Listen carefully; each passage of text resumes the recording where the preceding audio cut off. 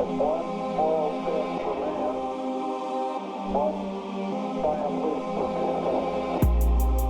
right. Hello, everybody. Welcome to episode 7 of the Grappler's Dilemma podcast. I'll be hosting today. I'm Cody. And I'm Aaron. How are you doing today, Aaron? Very well today. Yeah. I shared this story with you, and I want to share it with the podcast listeners. One guy that listens is actually was there to witness this. My buddy Matt from over at Gracie Baja, who's actually starting his own podcast called Beyond the Mats. So when that kicks off, I'll give it a shout. I don't think they have anything posted yet, though. Last time I checked. But I went and visited another academy, and it was just like a good experience for seeing how there's different etiquette depending on the gym you're in. And so we went into live rolls at the end of class, and Josh Calvo over at Gracie Baja, who was, I consider him my first true professor over there. He asked me for a roll at the end of the night, and I had already partnered up with another buddy of mine.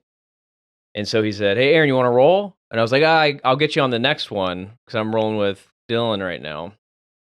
And then everyone looked at me like I had just removed my gi pants and scooted my naked butt across the mat or something just egregious. Yeah, you can't do that, dude. It felt, I was like, it was one of those moments you can't where like, disrespect a professor. yeah. I was like, I made a misstep here. And then I recognized like, oh, this is not how we run our academy. And then I had that like click of like, that's right. Some academies are like really, no, you don't deny the, a higher belt. Yeah. Or a higher belt even maybe, but especially the professor, a role if they kind of ask for one. And dude, I felt bad about it for 2 days. And I ended up messaging Josh and I was like, "Hey dude, I did not mean to disrespect you in your own house. Please forgive me. I just forgot what the etiquette was like there.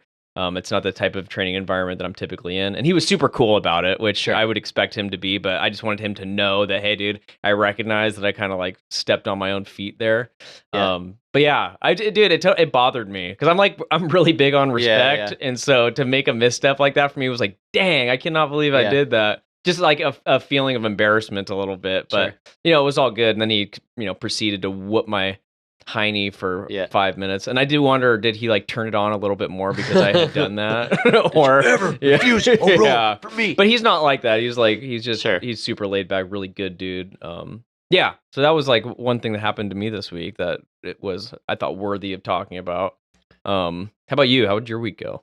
Great week. I've been doing some private lessons with kids. Yeah, that's right. Which is sort of like a new hustle for me, and just sort of a different perspective on jiu-jitsu. So maybe we should do like an episode about kids in jiu-jitsu at some point. I think that would be interesting. Yes. So I might talk more about that, but want to get into it. Let's start with our intro question of the day. Yes. So we're talking about the episode is on sport jiu-jitsu, and maybe we might also talk about jiu-jitsu in MMA as a spectator, like from the point of view of being spectators of the sport. And I want to know, is there a jiu-jitsu performance, either in jiu-jitsu or in MMA, that stands out to you that made an impression on you?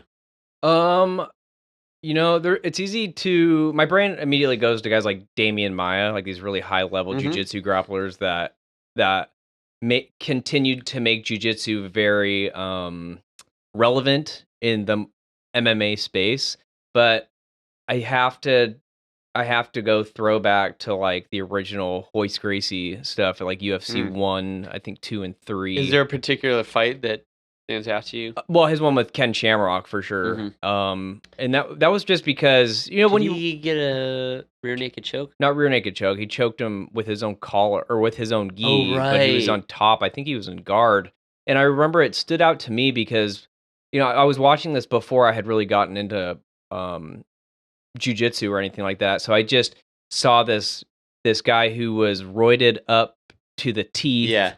And he looked like an absolute superhuman. Yeah. And then you see, this small Brazilian like guy. A regular dude guy, in a gi. You know what I mean? And so you're watching, you're like, okay, this muscle-bound action hero is going to murk this little Brazilian guy. Yeah. And then he submitted him. He had the secret sauce. He had the secret sauce, and Yeah. that secret sauce was jiu-jitsu. Although I heard that Ken Shamrock blamed the fact that they wouldn't allow him to wear his wrestling shoes for the fact that he lost, which I find to Well, be kind another of funny. funny thing about that match is Ken got away with what they call a Brazilian tap, which is sort of ironic because he was the American fighting the Brazilian. Can you explain the Brazilian tap to people? Well, that the might not Brazilian know? tap is when you try to tap in such a way that will make your opponent let go of a submission, but the ref doesn't see it. Yeah, and then I think that Hoist held on to it a little longer the second time just to make a point. To be like, okay, well, I'm gonna wait till the ref pulls me off now because you did not honor the fact that you clearly tapped on that first go. Mhm. Yeah, no, for sure. How about you though? Oh yeah. So, well, it's funny you mentioned Damian Maia. Yeah. I could have got. There's a bunch of like sport jiu-jitsu matches I could have mentioned, but this one fight just stands out, just because I think it's really underrated. Okay. And it's Damian Maia versus Ben Askren. Oh. So if you guys don't know, Damian Maia is considered kind of one of the best representatives of jiu-jitsu and MMA. He fought for the title, I think, twice against Anderson Silva and Tyron Woodley. Came up short, but just always conducted himself in a very honorable way. Is a great guy by all accounts, and the majority of what he did in the octagon was with jiu-jitsu. Was just taking people down, passing their guard, taking their back, and choking them. And he had a few other types of submissions, but really, like, if I was fighting MMA or I was coaching somebody fighting MMA, I would watch a lot of Damian Maia and look at what he was doing, because he had really boiled it down to a science where it was just like a couple of things that he was doing. I remember body triangles being a lot of his. Yeah. Does that sound right? But anyway, so I'm trying not to make this too long, but when he fought Ben Askren was known as one of the highest level wrestlers to ever do the sport. And similarly, like, he learned almost no striking and did almost use exclusively wrestling, which is like in the modern era is kind of crazy. He would just kind of like walk guys down and just like grab them and take them down. But was very effective with it at a high level. And so now he was you probably know about Ben Askren from taking the famous flying knee from George Masvidal. Oh yeah. This was his fight after that, and it was his last MMA fight ever. And it was just a beautiful display of jiu-jitsu from Damian Maia, because we saw a different kind of game from him, because he wasn't able to out-wrestle Ben Askren and dominate top positions. So we saw, omoplata attempts and leg lock attempts, and then eventually he got him, but it was just kind of cool to see, like, Damian Maia's got like a deeper bag than we realized, but he, for most people, he just needed to go to his bread and butter. But then he like really mixed up his game against Ben Askren. It's just a really fun fight that is, I think, kind of underrated. So right on. Yeah, I like that. So yeah, I wanted to talk about sport jiu-jitsu, and I did just a little bit of research into some of the history behind different organizations. And the major theme that I kind of want to focus on is that there seems to be, I think there's a general consensus that maybe the correct rule set has not really, we haven't quite arrived at it. And then there's also a dynamic where, an organization develops a format in a rule set that's sort of designed to like display the true spirit of jiu-jitsu or something like that.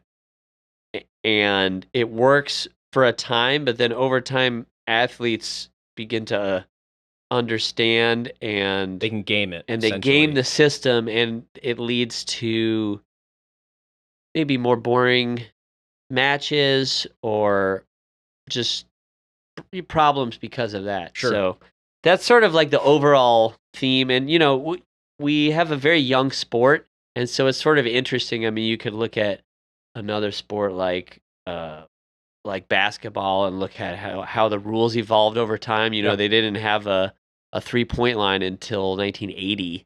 Oh, the I did not. pros, I did yeah. not know that. Yeah. Okay. Just as an example, you could look at other sports. Judo is a kind of an interesting test case because when they made the rules for Olympic judo, they took away leg grabs, which Yeah. were originally part of judo, and there's different ideas on why that was done. As far But as I understand, wrestlers were getting in there and kind of, I mean, I've heard people say that. yeah, I Yeah, don't know if that's necessarily true, but it also wanted to showcase like the more beautiful upper body throws yeah. that consist in Yeah. judo. So anyway, so that's just sort of an intro.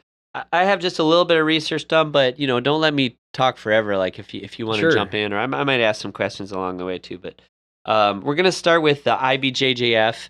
It's sort of like the first and kind of considered the premier organization. If you guys compete in amateur competitions, it's usually under a similar or the same rule set. If not an IBJJF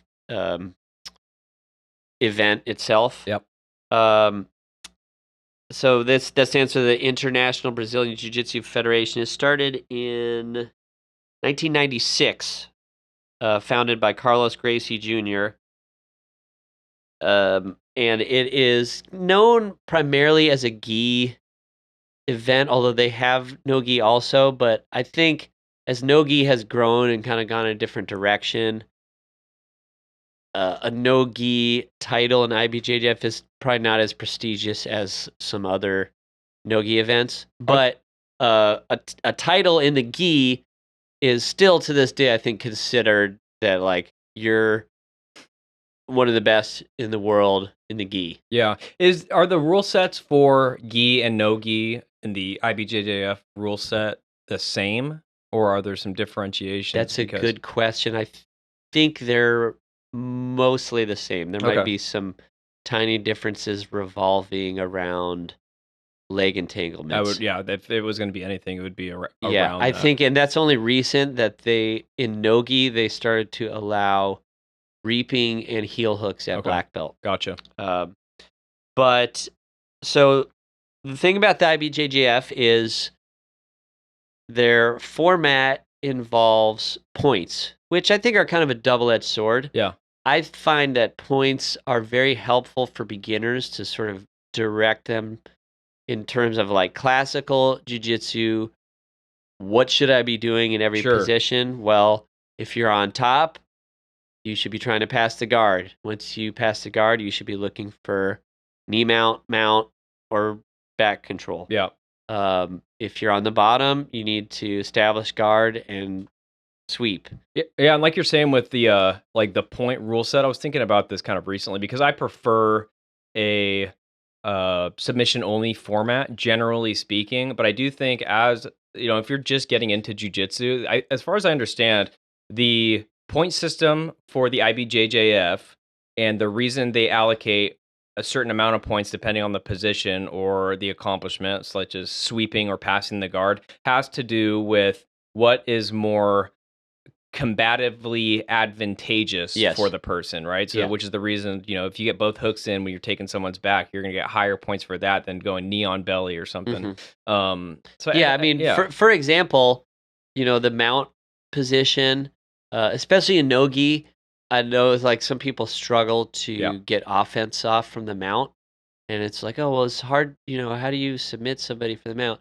Really, the purpose of the mount is to smash their face in with punches and elbows, or a nearby brick. That's why the mount scores 4 points. Yes.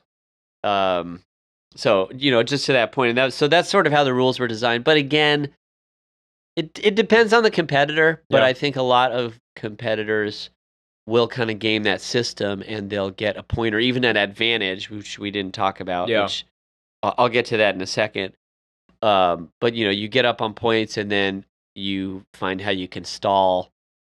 Protect that lead. It's sort of natural. I mean, you see that in other sports, like QB kneel in football, or like trying to run out the clock with your running back or whatever. The other, well, I should say this too. I just wanted to mention some names, like notable champions. Most winningest champion is Marcus Buchecha Almeida. Hodger Gracie also is like considered one of the GOATs in this format. Shanji Hibero, Leandro Lowe, Mikey Musumeci, Keenan Cornelius, and many others. But those are just some big names you might recognize that were champions in this format. Keenan in particular is interesting because he really has like a vendetta against the IBJJF, and I would say in general, if you talk to jiu-jitsu people who either compete a lot or watch a lot of stuff, a lot of them have kind of negative associations with IBJJF. It feels like to me a lot of that, at least from guys from our level, has to do a lot with the leg entanglement stuff, like the reaping of the knee, which is something that is just a commonplace practice in modern jiu-jitsu and modern submission grappling. So when you have people that are winning matches by grabbing someone's foot and moving it over 6 inches, creating something that was, when it was 6 inches out of position, that's a completely legal entanglement. And then the moment that it moves over and you grab it and you rip it across your waistline. And we've had waistline. examples of like guys who went on to become champions where, 2 matches before the finals match,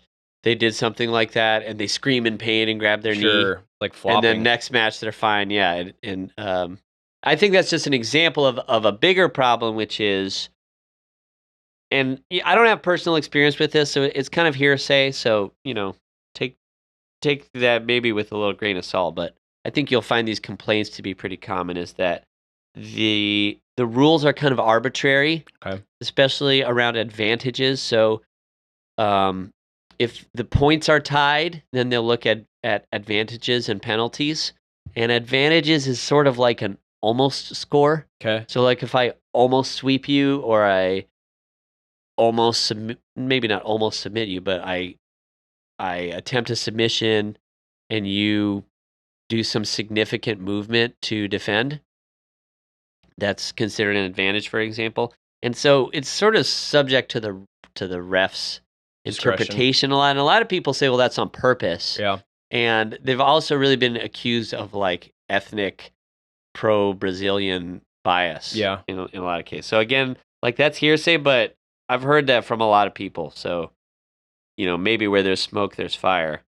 So, that's just sort of the positives and negatives of the IBJJF. Is it's definitely the most prestigious organization in the gi. And I think the point system is pretty sensible, although it's subject to gaming the system, and which can create boring matches. Yes. And there's a lot of accusations of corruption and just some arbitrariness in terms of how the rules are interpreted and adjudicated by the refs. And I would say it remains probably for amateur competitions the most popular format and rule set, but as a spectator sport, the numbers are really bad. Yeah, I believe that. And even hardcore jiu-jitsu enthusiasts are not watching like world's finals. Yep. And the athletes don't get paid anything. Yeah.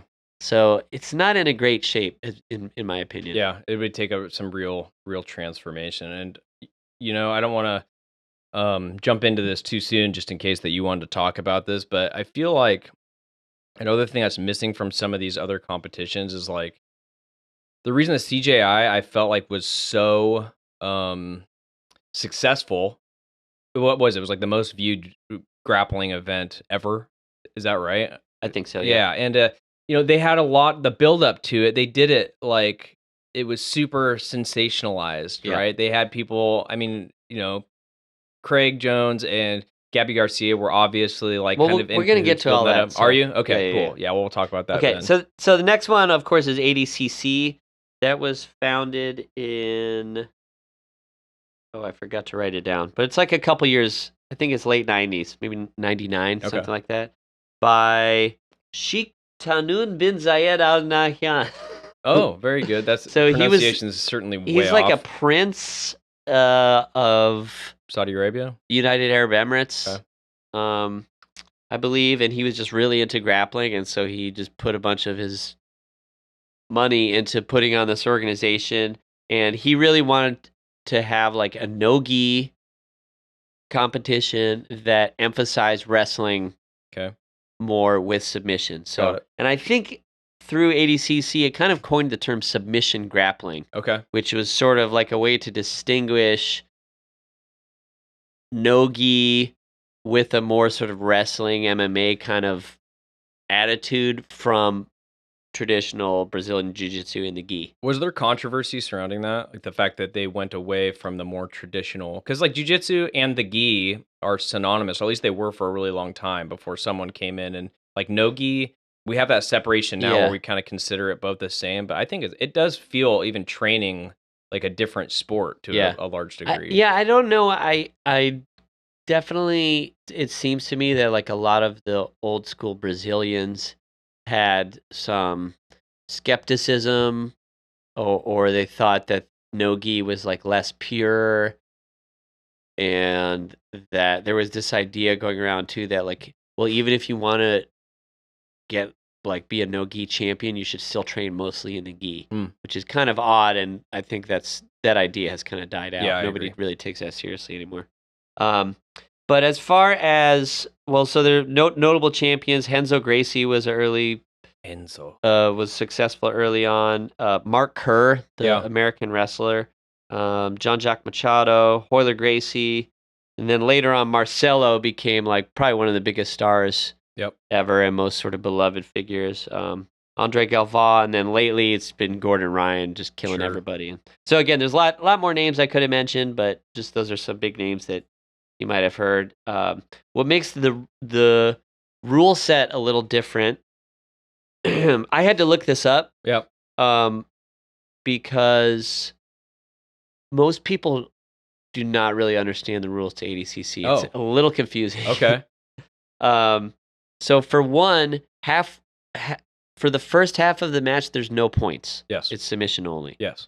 And then once the points come on, they're somewhat similar to the scoring for IBJJF, but a little bit different, and I kind of like it better. Okay. So for example, in IBJJF, if I am in, let's say, bottom side control, and then I reverse you into top side control, a lot of times I'll get no points. Yes. Because it's not considered a sweep. Okay. Or if I sweep you and then land in side control, versus if I sweep you and land in your half guard, and then 10 seconds later I pass. In IBJJF, they would reward points for the sweep and the pass only if there's sort of like a separation between it. Sure. It just kind of seems dumb. Like and so in ADCC they have what's called a clean sweep or a clean takedown, where you take the person down or you sweep them and end in a pin. Okay. And that's more points are rewarded for that. So I think it's just a little less ambiguous, actually. Yeah, I'm learning a lot of this now. Anytime I'm prepping for competition, I read the rule book. I just like, okay, here's the holds that I cannot do, and can I knee bar in this comp? It's a purple belt, or wrist lock. Or wrist lock. Yeah, no, truly, that's the only things that I'm really concerning myself with. When it comes to the point system, I don't even. If you were to ask me right now, how much how much is passing guard worth? Like I wouldn't be confident in what my answer was. Even my kids students know that. I quiz them on it all the time. It's because childish to keep up on what how the scoring system works. But my brain doesn't think like that even in point competition, right? Like, well, I've heard a lot of high level competitors say they don't even really get the rules to ADCC. Then, gotcha. Which I feel like is sort of, you probably should. You're not really doing your due diligence. You're not really preparing properly. But anyways, so the scoring, scoring is a little different, somewhat similar. Another detail is you get points for a body triangle. You get back points, whereas you don't in IBJJF, which is one of the things that people have complained is silly. Like you have to put 2 hooks in. Yeah. Whereas we all know that a body triangle is a superior form of control on the back. Agree. So there's some things like that. The half of the match has no points thing is kind of interesting. I think the idea was, and this, as we move towards like the idea of submission only, the question always is, well, if there's no submission, how do we determine a winner? Yeah. And so I think with ADCC, the idea was have guys just forget about points and just try to submit each other for 5 minutes. But then if there's no submission, then points so we can determine a winner. Yeah. But the problem, of course, is, what do you think guys are going to do? Stall out until points come into Exactly. play. Yeah. Yeah, that's that's completely... What's the point of wasting all that energy on a takedown if it's like, well, if I wait 3 minutes, then you're right. It's going to score So points. It's pretty much accomplishing the inverse of what it wanted to, which in a was sense, you want people to be pushing the actions. Like, okay, I don't have to worry about losing points here, but you're right. Like, if I'm going to put all this work in to score a takedown, and I could have just put myself up by 2 points or whatever the takedown is worth, and I mean, it just depends. I guess it depends on it depends on the competitors, and that's another sort of theme that we'll get to. I would say in terms of like popularity, ADCC has done quite well historically, especially the last. So it's put on every 2 years instead of every year. Yep. And I would say the last few, especially with the rise of Gordon Ryan, they have done very, very good numbers. So sort of in the interim, I'll just mention very briefly, there were several attempts to put on more of a super fight kind of format instead of sort of resembling like a fight card instead of a tournament format. So I mentioned Metamoris, which I think they ended up going bankrupt. So bummer. But they had some great matches. Nice. Polaris, which I think is still going on.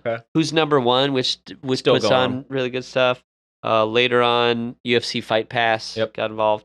But then I want to mention EBI. So I think EBI Eddie Bravo for my Eddie Bravo, I think they really came on the scene, and it's like I mentioned before. I like Eddie because he thinks outside of the box. Is EBI the organization that puts on like the quintets where it's like 5v5? No, that's a different. Is it a different organization? Yeah. Okay, never mind. And so the idea was he had an invitational style tournament where it's sub only, and then if there's no submission, there's an overtime period. Okay. And where you can choose to start on the back or in an arm bar, and it kind of functions like penalty kicks in soccer. Okay. Where it's like you go back and forth, and then if there's a submission, you have to get a submission in less time than the other guy. Okay. If there's no submissions after three rounds back and forth, I think they tally like ride time. Okay. But so the first few EBIs were awesome, but then again, what tended to happen, guys would stall the whole match, conserve their energy. They probably just trained mostly overtime rounds. And then instead of going for the submission, they just learned how to ride people's back for a really long time. And so, again, it's just sort of this perennial problem. And it's, in some sense, it's like sport. It's like a tension between sports and entertainment. Yeah. But I also think it's like the promoters are trying to capture, like the essence of jiu-jitsu is control leading to submission. And so it's like there's sort of this ongoing quest to find the proper format and rule set that will display that to an audience. It's so weird. Like, I've never really thought about that and why it is so difficult to establish a rule set that's going to push the competitors to push the pace and make things entertaining. Mm-hmm. Yeah, I think the only way you do that, maybe, I don't even know, with money. Well, we'll get to that later, because we're gonna kind of try to cook up our own. Oh, okay. Imaginary event at the end of this. So then you thoroughly underprepared. You mentioned Quintet. So Quintet was put on by Kazushi Sakuraba, the Gracie killer. Yeah. And their idea was to have 5-man teams where they pick a lineup, sort of like a baseball lineup. Yeah. And you don't know the other team's lineup. And the whole team has a weight limit. Yes. So, and most of the teams are sort of comprised of big guys and little guys and guys in the middle. And so the cool thing about Quintet is like they're became just this team aspect of it, and then you would get these crazy like big guy little guy matchups. That's sick, dude. and I'm about that. those are some really fun events. They're free on YouTube. I would recommend anybody like go watch those. And then finally, that brings us to CJI last year. It was very I won't get into all the event. There's a lot of drama leading up to it. That's sort of not the focus of this show, but you can read up on all that. I think that's what made it successful, though. It's for sure part of what made it successful was that Craig sort of had this energy or this idea that he was sort of challenging ADCC, which had maybe, at least according to the narrative that he was, promoting, had begun to sort of rest on its laurels as this premier event, yes, and was not properly taking care of their athletes. Yeah. And so his one of his many innovations that they came up with for that event was, I think they got something like $2.5 million from an unknown benefactor, which was sort of added to the mystique of the event. It was and $500,000 was spent on production, and then the other $2 million was prize money, which is awesome. Yeah, so there was $1 million cash prize for the winner of these two brackets. What's the cash prize for something like ADCC? Oh, I should have that written down. It was much less, like $50,000 or something. Something right? like that. Yeah, right around there. Yeah. And so that was one of the things. The other huge innovation is that he had them fight in these angled walls. It was the pit. It was in the pit, which was inspired by karate combat. Yeah. And it turned out to be incredibly successful. Yeah. But there's to where gyms are building them in house. Yeah. And like putting them up. One of the big problems with Jiu-Jitsu rules is, how do we deal with stalling, and how do we deal with people going backwards? And I've seen so many events that's like it becomes almost unwatchable, because as soon as any action begins to build, they go out of bounds and then they have to reset. Or sometimes they're up on these raised platforms. Yep. And people fall off. And people fall out. Yeah. It just seems like a recipe for disaster. I mean, the aspect of people potentially falling off definitely makes things exciting. Sort sometimes. of, yeah. It's kind of pro wrestling-ish a little bit. But, the angled walls, it's at least one possible solution. Sure. And it, I think it made for some very, very exciting matches. I think the competitors is number one. If you get competitors that are going for the kill and are not trying to game the system, I think that's probably like the biggest factor in having exciting matches. Sure. And then the other big innovation he had that was interesting was to put on rounds, to have the match broken up into rounds with a break in between. Yeah. Which maybe at first seemed like gimmicky, or like, oh, you're trying to like imitate MMA. But I really think it sort of adds a whole level of gamesmanship. Yeah.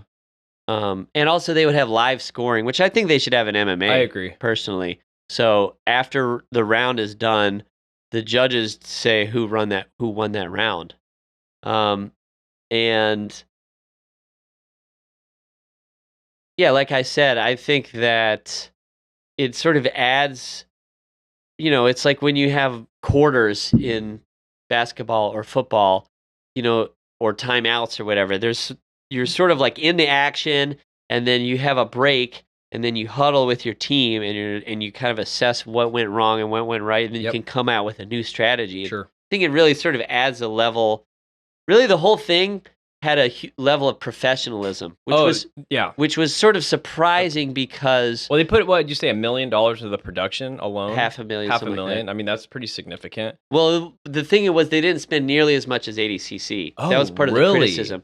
Well, because they spent all their money on booking the big arena in Vegas. That was sort of how the whole controversy started. So, yep. But it was just sort of surprising because Craig has this reputation as kind of a troll, I shouldn't say kind of. He's like the biggest troll in jiu-jitsu. Awesome. And He's is, like my favorite. He's my favorite person. Yeah, he's really really funny guy, but also just like doesn't seem to take anything seriously. And then all of a sudden, he becomes this advocate for fighter pay and this amazing promoter. Yep. And he had a lot of help. He had other people helping with logistics and stuff. But it was part of the story of it that made it so captivating was he became this unlikely hero all of a sudden. Yeah.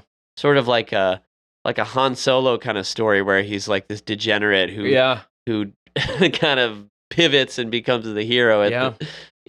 So anyway, that's sort of a brief history of sport jiu-jitsu.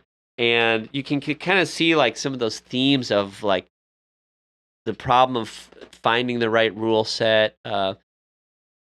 There's so many different factors. I just want to mention a couple.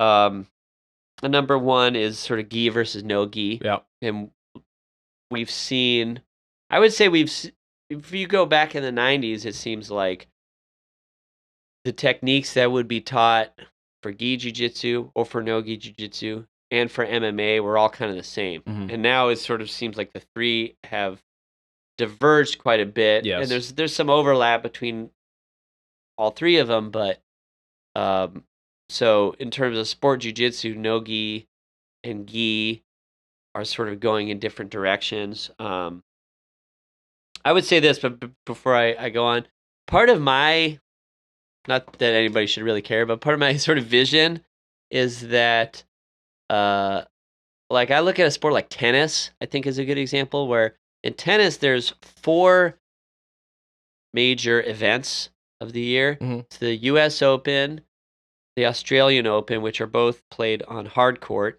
and then Wimbledon, which is played on grass, and then the French Open, which is played on clay. And I think there's some other nuances, like maybe in some of them you only play best of 5 sets for like a championship, and then others. So anyways, the point is there's sort of like different rules, and then the ideal is like if you can win all 4 of those in one year, that's called a Grand Slam. That's really hard. Only a few people have done. But I would say I kind of see jiu-jitsu maybe turning into something like that, where there's not one golden rule set, but there's sort of like a couple standards, and it sort of becomes like an ideal of can you win in I think it's a great way to think ways about it.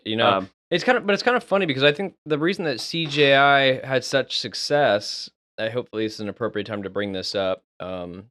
We still have about 20 minutes left on the podcast, but was the fact that they promoted it in a way that felt more like UFC or even professional wrestling, where it's like they really played up the drama. They really played up a lot of this stuff that was, it promoted it so well that everyone was talking about it. Yeah. I was just hearing people like, did you hear about, Gabby? And then, did you see the video where Craig Jones kissed Gabby during weigh-ins? Right. And like, after the fact, it appeared to me to be clearly staged. I don't know if that's actually come out and been like, because well, that's part of why I was saying it was surprising how professional it looked. Yeah, because it sort of seemed like, is this another one of Craig's gimmicks? Yeah. And he said like, no, he had to go on Rogan with a suitcase full of cash because nobody believed him that he was putting $1 million on the line. Yep. Yeah, I thought that was very, that was the thing that definitely drew me. And it was the first time that I was like, dude, I'm excited to watch this event. And I never felt that way. And I showed several of those matches, especially Tack at Rotolo, which was super fireworks. The best grappling match ever. To people who have no interest in jiu-jitsu.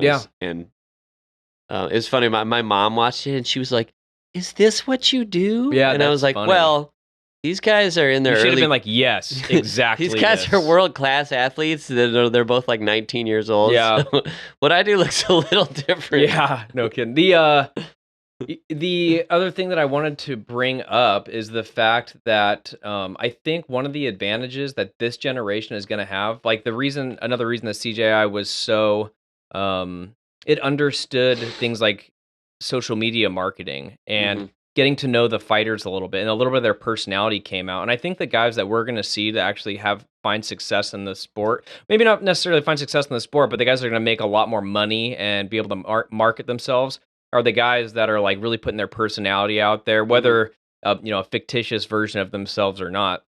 Because, dude, there's very little I would be able to like rattle off about Craig Jones' jiu-jitsu game, but knowing his personality and his persona online and the fact that he's trolling on people and all this kind of stuff, that's You don't the know thing about the false reap? the false reap. No, dude, I have not at all. But like seeing that that get played up and these guys understanding what it means to brand yourself and to market yourself, I think that's where we're going to see the separation of athletes that are going to be finding success in the sport and that people are going to be paying attention to. Because Craig Jones has this whole thing about being I'm the number 2 guy in the world because he has yet to beat Gordon Ryan. Well, but he's people won silver at ADCC twice, I think. Okay. Oh, is that right? Not against Gordon. Gotcha. Against other guys. Yeah. But I think it still kind of stands like the people he's probably bringing in a lot of money just based on branding himself and putting his personality out there. So I think that's what's going to be the big game changer, and whatever brand becomes more successful is going to be the organization that chooses to lean into the more modern ventures as far as promotion and highlighting athlete personality. And does that bother you at all? No, not at all. But that's coming from a guy who's a big fan of like professional wrestling. So That's true, like yeah. I love that aspect of it, and I think it adds a certain drama to the event that puts eyeballs on the screen, dude. I mean, I think that's awesome. The drama is what kind of drives people to watch it, and then the athlete's performance is what's going to kind of keep people hanging around to finish the event. So, well, before we get into rule sets, I wanted to just talk about. So sometimes people will say that jiu-jitsu, unlike MMA, is never going to be a big spectator sport outside of people who practice the sport. Yep. But I don't know if that's necessarily a problem, because I think jiu-jitsu as a hobby is growing so much, and I think most people who train don't really watch sport jiu-jitsu. So I think there's still an enormous room for growth. And there's other comparable things. Like I'm a amateur chess player. Yep. I don't follow professional chess super highly, but chess is probably pretty similar. Like people don't follow world-class level chess that don't play themselves. Yeah. So I kind of compare it to music. Like there's certain bands that I would not introduce someone to unless I knew that they were a musician on some level. When arrangements are very complicated and these weird, time signature changes and this kind of stuff. So jiu-jitsu is the free jazz of there you go. Martial art, of combat sports. There you go. I could dig that. Yeah, I could totally dig that. UFC is like the AC/DC of. Yeah, or the Creed, the Nickelback. I would hate to say that. I obviously love both sports. I love UFC and Creed. Yeah. Hey, dude. Everyone pretended like they hated Creed and Nickelback, and during that time, they were like some of the biggest acts out there. So I think everyone's just a bunch of liars. Obviously, a lot of people like them. Yeah. Well, do you want to? Sorry to put you on the spot if you're not ready, but I know we had a poll out there about what people watch. 100% of people did not watch sport jiu-jitsu of the people that responded to the poll. The people that did watch combat sports watched UFC, even if they were just jiu-jitsu practitioners. It's just not, and I would almost put myself in that category. The times that I watched jiu-jitsu matches, we watched some today, almost as a prep for this. But the times that I've chosen to watch jiu-jitsu matches is when I become aware of a certain grappler, and then I want to go into their archive more or less and see, okay, well, how have they grown over time? What are the stuff that they've been leaning on? Are they still leaning on the same techniques? Or just to have a little bit of excitement. But I don't follow it in a way where I know, hey, these are the top guys right now, 1 through 5, like someone who really followed a sport would be about. But that's also coming from someone who, when I grew up playing sports, and I was never one of the kids that I played baseball through college and stuff, and I never watched baseball. Like I wasn't someone who would go home and go watch the Mariners game. It just wasn't my thing. I just preferred being involved with it. Yeah. But the deeper I get into the sport, and the more appreciation I have for it. And honestly, CJI was the thing that I'm like, okay, this is totally worth paying attention to, just to see what's the new things that people are kind of throwing around. Well, I I like was going to that. mention that. I think as a beginner, if you're into it, then that's great.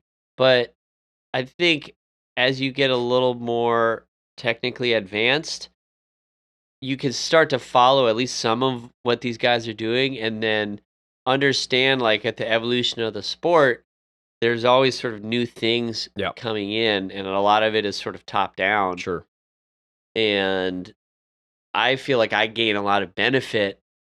And it's not just like technical details. A lot of it is like tactics too. Like Pacing. Yeah, no, I was talking to you today about you watch a match and it takes like 4 minutes for a guy to pass guard. Sure. And it just shows like this persistence and like over time he's wearing down his opponent. Mm-hmm. And then you'll go against someone in the gym and they'll try to pass your guard for like 40 seconds. Yeah, and then give up on it. And then you can sense their frustration. Mm-hmm. They're like, oh, what am I doing? I suck at this. Yeah, it's like, so just seeing that, I think, give you some perspective of what it looks like at a high level and what kind of tactics, not just like technical details, but what sort of strategy is being employed to win matches. I think is really useful, especially if you want to compete. And so anyway, I think there's great value and potential in sport jiu-jitsu. But like I said, there's this kind of a feeling that we haven't quite come to the right rule set. So I thought it would be fun for us to just pretend we have the time and the money and the expertise to be able to put on an event, and we can sort of go through some of these different problems and see how we would solve them if we were to put on our own event. So I sort of have identified the problems. You could add to this if you want. But number one is like stalling, going backwards. Number two is the age-old wrestling versus guard pulling debate. I don't know if this is a problem exactly. I think it's just sort of a philosophical thing of what is the spirit of jiu-jitsu and what do we want to encourage? Do you have any thoughts about that? For me, I do think that, I mean, you should certainly value the takedown over guard pulling, but I do understand, like, if you're going to be stepping in there with someone who you know to be a very high level wrestler, why would you try to engage with that? And or if just that's what you're good at, or anyways, for certain, or if you, so it's kind of hard to. I don't think that pulling guard takes as much skill as it does to be able to take down another grown man who doesn't want to get taken down. No, but to win off the bottom requires an enormous amount of skill. Yeah, but I think that's two separate things, right? Because like winning off the top versus winning off the bottom, that's one thing. But when it comes to simply getting the fight to where you want it to go, I think the takedown should certainly be valued more than pulling guard. Yeah, I agree. But I also think sometimes guard pulling takes too much heat from people. I agree. And I've seen so many boring matches that are just two big, roided out guys collar tying each other forever. Hanging off nobody each other. Shooting for takedowns. It's like I would rather see Levi Jones-Leary sit on his butt and try to get a leg entanglement, or Owen O'Flanagan or Mikey Musumeci. I think they're actually doing jiu-jitsu rather than just like a crappy wrestling match. Yeah. No, I would agree with that. So it's a sort of a double-edged sword. I do agree that you want to maybe structure things to where a takedown is encouraged, or maybe guard pulling is punished a little bit, but it's still a viable path to victory. I don't even necessarily think it needs to be punished, but I don't think because it's naturally somewhat of a disadvantage because you're conceding gravity to the other person. But is it a disadvantage for someone like Levi to pull guard on someone? Well, that's the question. You know, I mean, it's sort of up to you to prove him wrong. You know. Yeah, no, I would agree with that. So anyway, so that's something to consider, and then the problem of gaming the system, and then so how do we encourage people to go for submissions to sort of fulfill the spirit of jiu-jitsu to go for have exciting matches? Are we going to have scoring or not. If we decide to go submission only without points, then how do we determine a winner? Yeah. It's a big question. Having rounds versus a time limit, going no time limit, which I know some people are in favor of. Personally, I don't have the time to sit and watch a no time limit match. Yeah, there's a YouTube series that actually Tackett was a part of where he grappled against Big Dan Minisoyu, or however you pronounce his last name, and it was 2 hours long. Yeah, and it was just like, okay, not they going cut to watch away. that. Yeah, and so like when you have that, or you talk about like some of the original MMA fights, where like, do we need a time limit here because you can only maintain a certain pace for so long before it's like both these guys are so dog tired they just can't do anything. Yeah. You know, so I don't think that no time limit would be the answer. Yeah, well, there, the time limit encourages a higher pace. I would agree. Yeah. Yeah. And then lastly, in terms of format, do we want to have a tournament style? Do we want to do super fights like a fight card? Do we want to have teams? If we do teams, do you want to do lineups like quintet? Or another option is have a dual meet style, like if you've ever been to a high school wrestling dual meet, or I believe like Olympic judo and maybe Olympic wrestling follows this format where each team sends their best guy out of different weight classes. Okay. So those are just some thoughts. We can kind of start at the stalling problem. So what do you think? What would be your solution for the stalling problem? Yeah. Oh man, my solution for the stalling problem. Well, I think that submission only almost encourages stalling more so than. Ooh, interesting.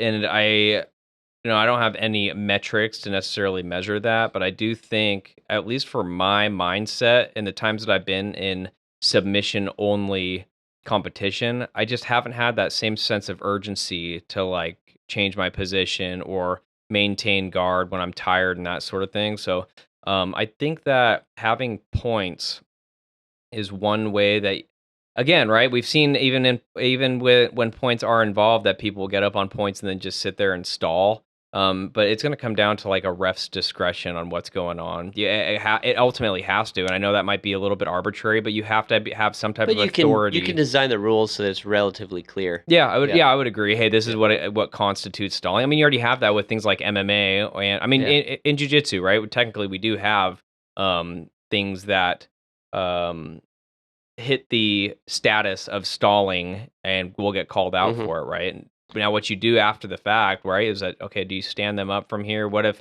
the person on top isn't actually the person stalling? The person on bottom is just locking a position in that they can't necessarily get past. So whose fault is that, right? Yeah. Is that when, okay, we stand up to be neutral, but the guy on top is the one who applied the takedown. So is he losing advantage by both them standing up? Because I don't think we should do stand-ups. The person on, yeah, you're probably right. You're probably right with that.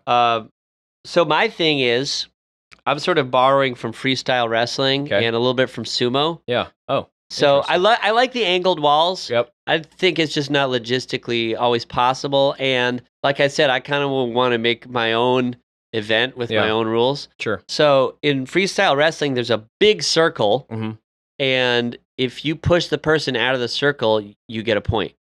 Okay. And so I sort of lean toward points. Yeah. And my sort of vision is like I'm borrowing from wrestling, from judo, even from MMA possibly. Yep. Sumo, like I mentioned. Yeah. And I think there's inspiration there. I have never thought about that, and I think that is kind of brilliant. I think it's just an easy fix, and it just forces two guys to meet in the middle. For sure.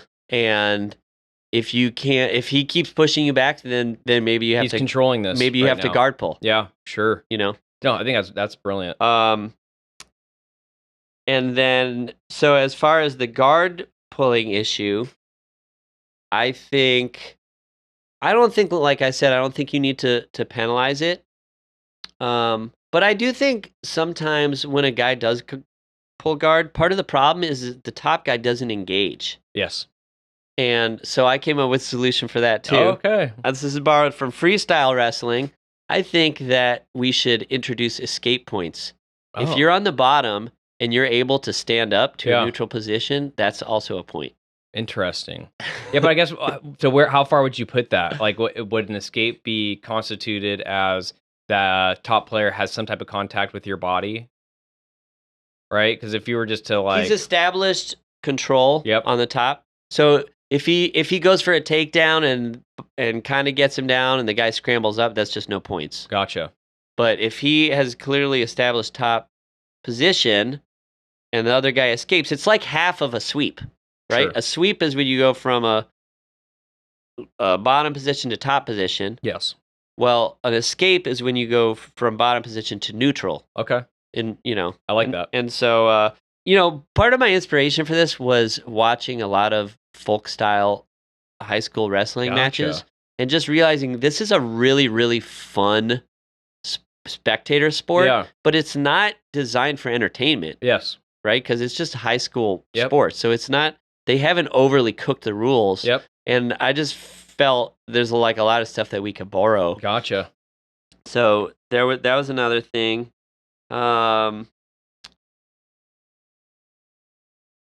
Well, let me just give you my vision here. Yeah, I'm listening. Yeah, let's hear Because it. we're short on time. So my format that I like is to, again, sort of borrowing from high school wrestling, is to take on the dual meet Okay. form. So we have teams, Yes. and each team gives their best guy from a weight class, okay? And then you score. If the points are even, Yes. that's a draw, 0 points for both teams. If one guy wins by points, that's 1 point for his team. Yes. If he wins by submission, that's 3 points for his team. Okay. So that's how you can have points to sort of encourage the action, Yep. but also reward submissions. Sure. And this is sort of how high school dual meets are done, but it's like if you win by pin, it's worth more than if you win by points. Okay. You might also add something like a win by technical whatever. Yep. So I think if you're up by 10 points, then they just consider it a win, Okay. or a certain point margin. So Yep. if you're just totally whooping the guy. Yep. So then maybe that's like not as much as a submission, but more than a regular win. Okay. And then as far as scoring, I already mentioned the 1 point push out, 1 point escape, 2 points takedown, 2 points for side control, which I think kind of eliminates the confusion about what counts as a guard pass or not. Mm-hmm. 2 points for a reversal or a sweep, 4 points for mount, 4 points for back with hooks or a body triangle. Copy that. So I'm basically taking for the most part, the point system from IBJJF. The things that work. The one thing I didn't have, I'm curious what you think about 3 points for knee on belly. I just thought it was always kind of weird because, like, you just hardly ever see it. Yeah, which is kind of an interesting don't thing train it that because much. I really like that position, Yeah. and it is almost a transitional space the way I treat that position. Yeah. But I also know guys that use it in a way where they're, especially in gi specifically, they're gonna grab the back of your lapel and Create a lot of pressure. and create so much pressure that you're doing anything you I used can to to train get out with a of there. black belt. He submitted me that way several times. Yep. Oh yeah, my buddy Alan Bundy Camacho over at Gracie Baja is this big freaking Islander dude. I'm pretty who sure will you could run break that. somebody's rib. I would agree. So And I think that like that's what I told myself to say that I'm not a wimp. for Yeah, there tapping. you go, dude. With tapping to pressure. But I also think like if we're gonna talk about things that are advantageous in a combative scenario, putting your knee on someone's belly in a way that you are both able to disengage from that engagement or just drop bombs on the guy, there's a lot of freedom there. So I think that is I think that it should be rewarded more. I almost like it more than mount if I had to pick one or the other, what I thought was more advantageous and something. But again, that's me coming from the standpoint of thinking about martial arts as this holistic thing, Sure. not necessarily thinking of, okay, well, what's the spirit of jiu-jitsu though? It's like you don't necessarily want to disengage. You want to be able to stay on top. I'm ambivalent about points for knee on belly or not. Okay. I don't think it's sort of a huge. I think some of these other ideas could be interesting. I would love to like have the money or the support to one day put on an event like this and see if it works. But it could happen. I think the idea of like having a team, like your gym against another gym, is really fun. Yeah, totally. Even whether it's at like a pro level or just at an amateur level. I think it would almost have to be up at a pro level because there's not enough competitors out of your standard jiu-jitsu gym to... Maybe I not. don't know. Yeah, I guess I could. Depends how many weight classes. Yeah, I'm kind of pulling that out of my butt anyway. Yeah, I mean, if you had like 4 or 5 weight classes, I think, yeah, most gyms could come up with like some pretty good competitors. Sure. So, anyways, I kind of pivoted. At first, I sort of wanted to talk these things out, but I realized we were short on time, and I had sort of over the preparing for this show, I had sort of cooked up this idea, and mostly, like I said, most of what I'm stealing is like from other combat sports, a lot from folk style wrestling, obviously, but then the push out rule from freestyle. I think that is one of the sumo. most brilliant things that you had said, to be honest with you. It seems like a no-brainer to me. That, like, I'm surprised nobody has tried it at least. But again, I guess it's probably one of those things that could just be gamified, where it's like, okay, I'm not even going to try to hit the takedown. I'm going to turn this into sumo and get up on points a little bit. Maybe, but or even if you did like the a solution to that for me is you pull guard. Sure. If this guy's just bigger and stronger than you, he's pushing you around, well, then you have to pull guard. Sure. Or there's only a maximum number of points that you can get by utilizing this. That's a possibility too. For sure. No, it's an interesting thing about it. And I'm glad you took lead on it, because I would have had to take a full day to sit down and actually like think through all those questions. Sure. Well, yeah, I mean, so if anybody has $1 million and wants to even less than that. Yeah, I don't think you need $1 million. It'll be less than that. We just need money for mats and a place to storm for a while, and then go from there. Yeah, we'll put it on YouTube as a proof of concept. Yeah, there you go. Yeah, just get like a little. I just need to think of a sick name for it. Yeah, Dilemma grappling series. Yeah.